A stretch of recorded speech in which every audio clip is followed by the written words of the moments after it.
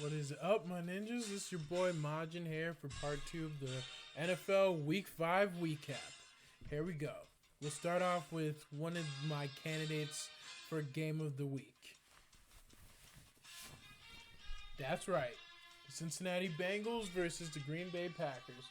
Oh, that game was intense. It was a complete showdown with both teams. The quarterbacks just unleashing everything they got to their best and favorite receivers. Aaron Rodgers going all out with Devontae Adams, who had his first 200-yard game of the season and a touchdown. It was great. And the running backs also did their things too. While Aaron Jones was hard for the Bengals to stop, so was A.J. Dillon, who ran in for a receiving touchdown. However, the Bengals also had, some good moments by themselves. Joe Burrow launched a deep shot to his favorite target. Jamar cut to the chase and scored a very impactful touchdown. And Samaje Perine also scored a touchdown from a short through a short pass. But Joe Burrow scored a touchdown from doing Joe Burrow stuff, a 10-yard run, or less than a 10-yard run in the goal line. Even though Joe Burrow was not expected to do much this game due to his ankle injury. But it was great. And this was one of the games where the kicking was a problem. The kickers missed 5 to 6 times that game on each side. It's a total combo from each side. It went straight to overtime, and the kicking issues continued there until the Packers won in the end. Then let's go with the Titans and the Jaguars. Trevor Lawrence played one of his best games of that season, but and so did James Robinson. Both the running back and QB combo have been keeping the Jags afloat. Even Laviska Shenault, the versatile wide receiver weapon, couldn't do as much. However, even with Tannehill and some of the wide receiving targets back, like A.J. Brown being back from injury after a while, it was Derrick King Henry show. Tractor Cito had over 100 yards and 3 touchdowns. He was still trucking, and it was best running back in the league right now. And let's not forget about the Dolphins versus that was a really one-sided game, 30-something to 19. But a really, really one-sided game was the Bucks versus the Dolphins. Jacoby Brissett did some good moves. He did some passing touchdowns. He did some passes to the same target, Myles Gaskins. Myles Gaskins was was not effective on the ground, but was effective in the air, and it was just it just made up for his dreadful performance last week, or technically 2 weeks ago. But Tom Brady was just dominant, threw for over 400 yards and 5 touchdowns. He was Tom. Should we say MVP Tom? Old man still got it going. Old man can possibly win the MVP at this point. Leonard Fournette had a decent game for the second game in a row. And Mike Evans and Mike Evans. Mike Evans and Antonio Brown both had over 100 yards and 2 touchdowns each. So that was wild. What is the game I haven't talked about? One of my other candidates for Game of the Week. Chargers versus the Browns. It was a back-to-back scoring fest, and the kickers weren't helping either. But Justin Herbert came out. He came and conquered. While the Browns' running game and 2 touchdowns from Baker Mayfield kept the game interesting, it was the Justin Herbert show. Holy cow. Holy shit. Let's see. We're pausing the music for stats. I know. 300 yards, 2 touchdowns. Green Hudson. Good. But Justin Herbert threw for almost 400 yards and 4 passing touchdowns. And 1 rushing touchdown. Gotta make sure that was right. Yep, 1 rushing touchdown. Austin Eckler also had himself a hell of a show. Like, holy shit. Mike Williams, Keenan Allen, the whole gang was going off. But Mike Williams is starting to turn into the lead receiver of the Chargers, even though that's been Keenan Allen's position for years. And while Mike receiver was second banana before, he's starting to turn into Justin Herbert's favorite target. Because lightning has been striking a lot with him and Herbert. And Eckler just is one of the best versatile running backs in the leagues besides Christian Run CMC. Like, he can catch, he can run, he can do it all. And it was quite a game. Kareem Hunt, running back number 2, had 2 touchdowns. And Nick Chubb's had 1 touchdown, but over 100 yards. It was crazy. But David Njoku was someone we needed to talk about in this game. We thought that David Njoku was going to lose his spot as the starting tight end for Cleveland due to the arrival of Austin Hooper, but he's had some pretty good games, and this was one of them this season. Odell Beckham was also very noticeable for the lack of yards and attempts he had that game. It was like shocking with the receiver of his talents. And then we go to the Saints game. The Saints and the Washington football team. This game was what I was waiting for Jameis Winston. Pure controlled chaos. Jameis had 4 touchdowns and an interception for over 200 yards. The most yards he's thrown for this season. But one of his first play one of his first plays in the game was a huge ass Hail Mary to Marquez Callaway. And it was like, yep, that's Jameis. And then shortly after, the next possession, he throws a touchdown. And it's like, that's Jameis. And then he throws for another touchdown, and another touchdown. It was a touchdown fest with Jameis Winston. Two bombs. He threw 2 deep passes. One to Marquez Callaway and another one to Deontay Harris. And he threw another touchdown pass to Marquez Callaway. And one to Alvin Kamara. Alvin Kamara was running wild in that game. Rushing touchdown and a receiving touchdown. But Washington had to rely on their running back, Antonio Gibson. Gibby had to carry the team on his back. Over 100 yards rushing, I think, and 2 rushing touchdowns. Let me see. Let me make sure. Always like to give you guys the right information. Let's see.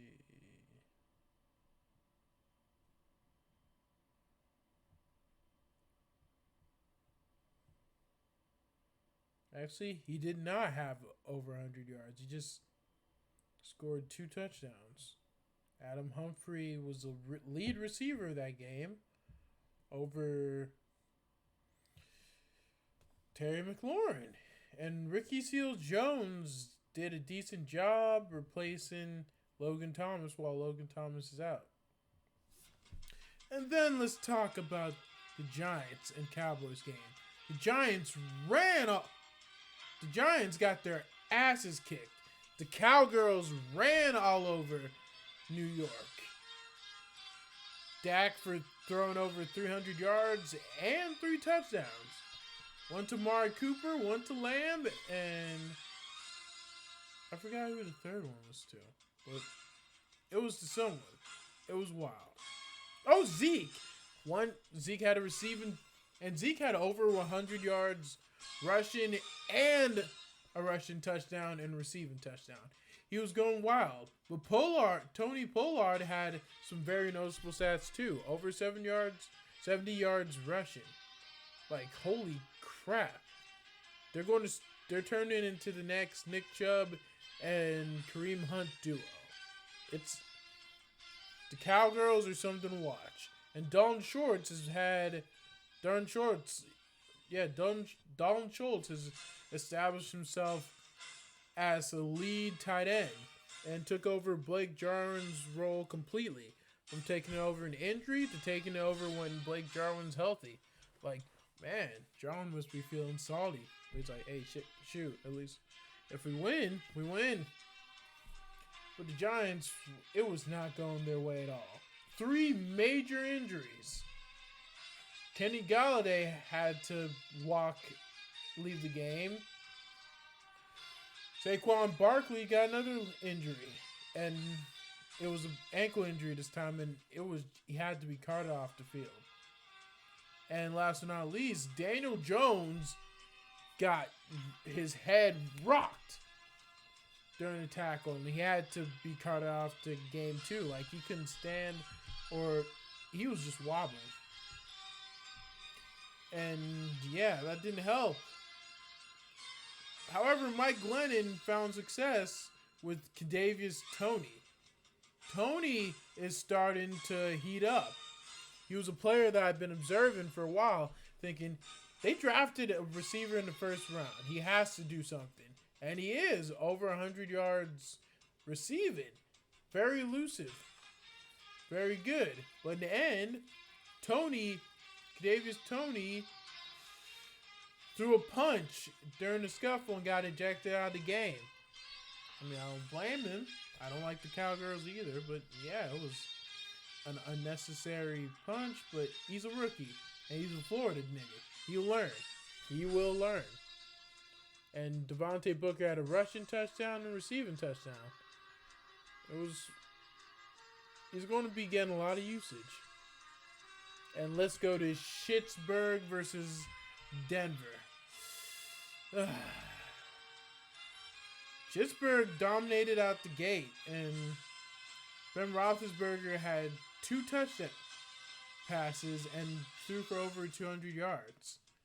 One touchdown pass was a 50-yard touchdown pass to his favorite target, Deontay Johnson.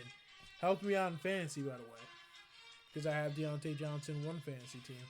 And ironically, the lead receiver of that game was Chase Claypool, who had over 100 yards receiving and a receiving touchdown. Also had him on another one of my fantasy teams, but forgot to switch him into the starting lineup in time. So I still won that game. That's for another reason. And Najee Harris had his best rushing game of the season. Rushed for over 100 yards. His first 100 yards game. Najee's been on a roll since he got drafted by Pittsburgh. So he's just been doing well. But the Broncos weren't down and out either.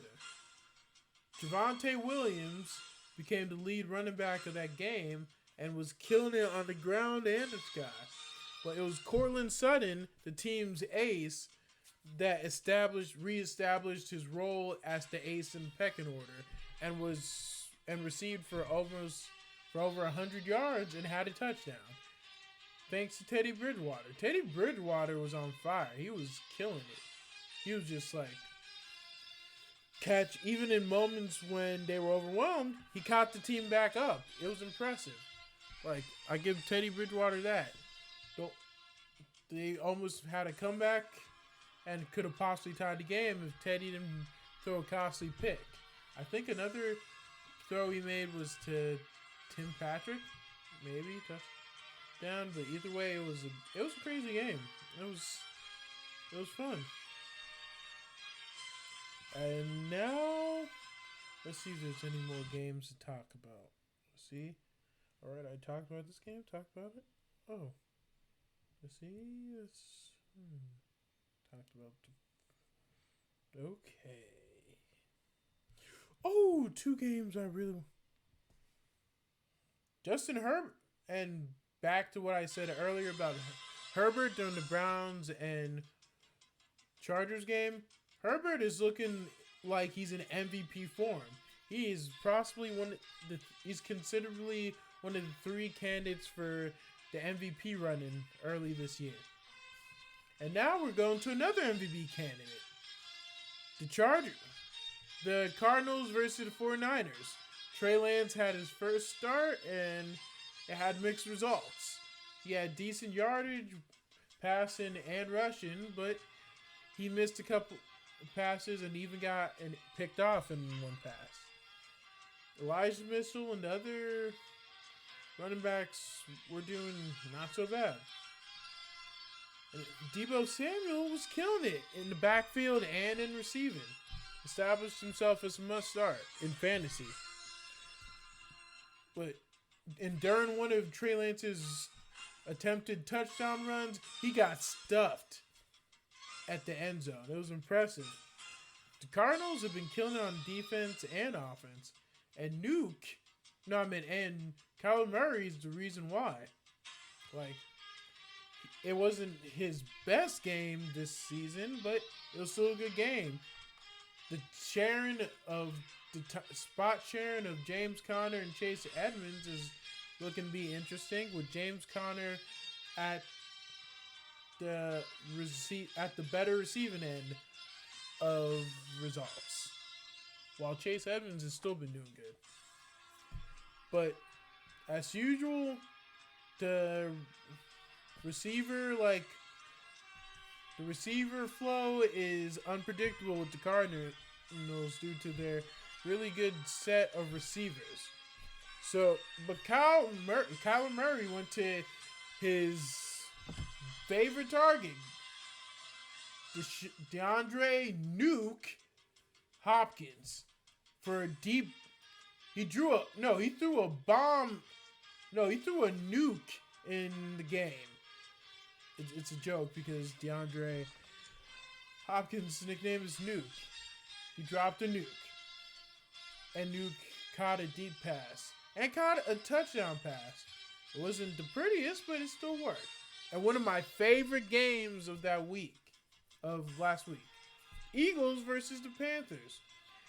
It's one of my favorite games, but it wasn't Sam Darnold's best game. While I have Sam Darnold in fantasy, so it was bittersweet. I want my Eagles to win, and I was so happy. We picked off Darnold twice. The Eagles picked off Darnold twice. The defense was looking pretty good. And Jalen Hurts was just bringing the hurt to that defense. Like, Devontae Smith, Heisman winner and their first round pick, was just killing it. One of his better games that lacked scoring. And Dallas Goedert and Zach Ertz were also doing good. And Quez Watkins is a player to watch. He also had a good game. And Miles Sanders had a decent game. But he had a better game this week, which we'll talk about in the Week 6 WeeKap. But again, Sam Darnold did not have a good game. I think he only scored one touchdown or none at all. And 2 interceptions. It was bad. But Chuba Hubbard had over 100 yards, so that was pretty cool. And DJ Moore had a good amount of yards, so that was cool as well. It was just like, yeah. Whew. And Sunday Night Football. A game that we thought was going to be a shootout, but was one-sided for the most part. The Chiefs versus the Bills at Arrowhead. Patrick Mahomes was doing decent and still did good things, but at the end, he can overcome that really tough Buffalo defense. Got picked off twice, even though he scored 2 touchdowns passing. And then Tyreek Hill was shut off, and Nicole Hardman was the lead receiver of the team for over 70 yards. Like, yeah, the Tyreek Hill clone had to step up since the actual Tyreek Hill was getting shut down for the most part. And Kelsey got a touchdown too, but Kelsey was getting like shut down as well. But the worst blow that they suffered in that game was damage to their running game, as Clyde Edwards-Helaire got injured and was not able to return in the next game. Like, he's going to be out for a while. That's how bad it is. But on Buffalo's side, it was complete dominance. Josh Allen threw for over 300 yards and 3 touchdowns. Over 300 yards and 3 touchdowns. He also had a touchdown run. No turnovers. Josh Allen was just an absolute monster. It was great. He's also an MVP candidate. MVP. Been in complete dominance these past few games. Stephon Diggs did decent, but his main receiving target was Dawson Hard Knocks. And Knox was just like, wow. He's been finding his way in the end zone for the past 4 to 5 games. Like, he's been consistent and been doing a good job. Over 100 yards and a touchdown. Emmanuel Sanders had over 50 yards and 2 touchdowns. His usage overshadows Beasley's, who has been having trouble this fantasy season or the season, like, getting the ball to him. But I suggest for fantasy owners of Cole Beasley, still hold on to him. Anything can happen. And the running game of Buffalo's is still not much to talk about due to the fact that it's mainly consistent of two running backs with very similar skill sets, except one is a power back too.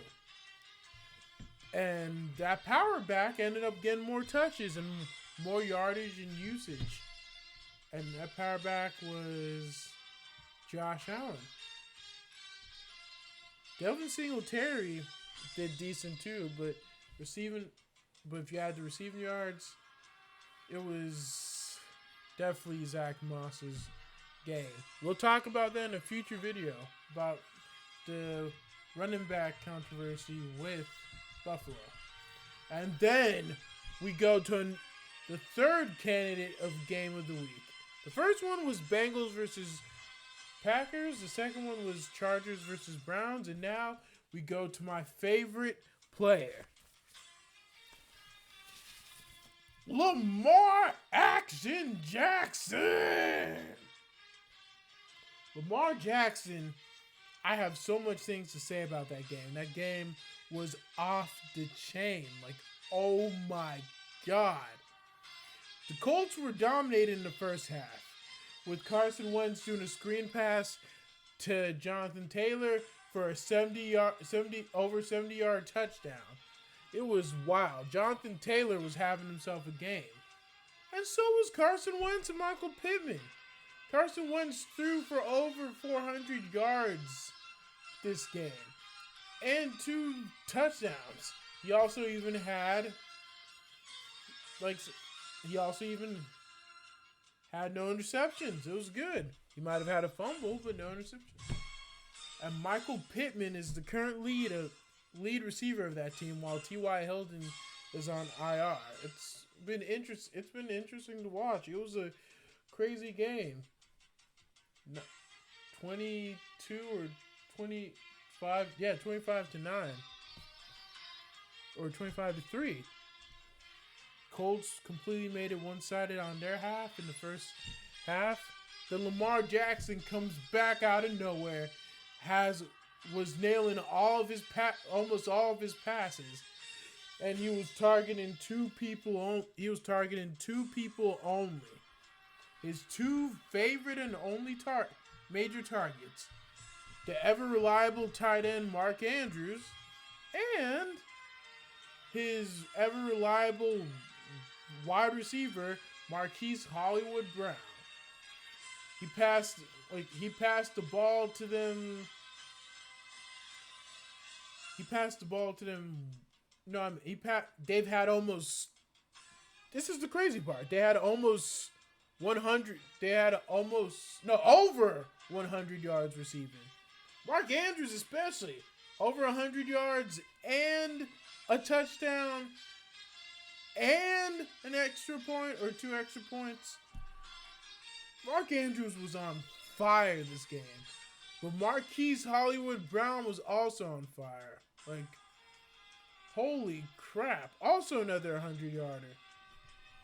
I think both of them got... Let's see. I think both of them got touchdown receptions. I'll check. Lamar just came back in the second half on Monday Night Football and killed it. It was just amazing. Anyone who witnessed that game in person would probably not be able to believe it themselves. Like, came from a double-digit deficit. It was wow. It was holy crap. Jonathan Taylor was the lead receiver and had over 100 yards. You know, it makes sense. Makes sense. Let's see the pass working. Yep. That sounds right. Yes. All right. Corrections. Mark Andrews and Marquise Brown both had over 100 receiving yards. It was wild.